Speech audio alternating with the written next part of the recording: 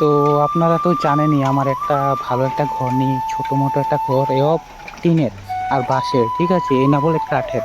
তো ভাবলাম একটা রুম পার করব ছোট করে। এই যে লাইনটা দেখছো না, এটা আরো ছোট ছিল, ঠিক আছে, মানে ঘরটা আরো ছোটই আনতা ছিল। একজন শিক্ষিত মানে মানুষ এসে বলেছিল যে ঘরটা বেশি ছোট ছোট হয়ে গেছে, তো মানে একটু বেরিয়ে নিতে। তো বেরিয়ে নেওয়া তো বড় কথা নাই, আর যে খরচ হবে এটাই তো বড় কথা।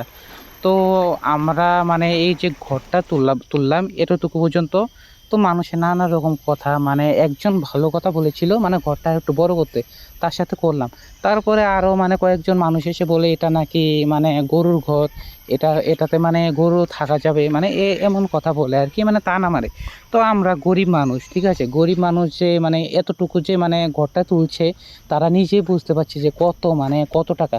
আমাদের কাছে 10 টাকাও বেশি, এখন পর্যন্ত এই ঘরটায় এতটুকুই তুলতে পারলাম আর কি।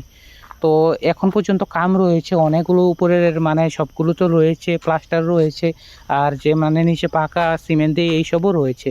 তো আমরা ভাবতে পারিনি মানে এত টাকা খরচ হয়ে যাবে। জানি মানুষদের কাছে এই টাকাটা মানে কম লাগতে পারে, কিন্তু আমাদের জন্য অনেক বেশি, ঠিক আছে।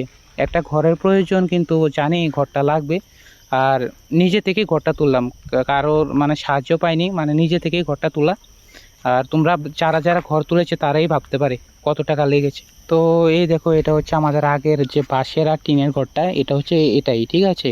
তো মানে আমরা একটু সাহস করে মানে আগালাম আর কি। একটা ঘর আপনারা তো জানেন, যারা যারা ঘর করেছে কত খরচ হয় একটা ঘরের পিছনে, ঠিক আছে। তো আজকের ভিডিও এতটুকুই। তো ভালো থাকবা, সুস্থ থাকবা, বাই বাই, জয় শ্রীরাম।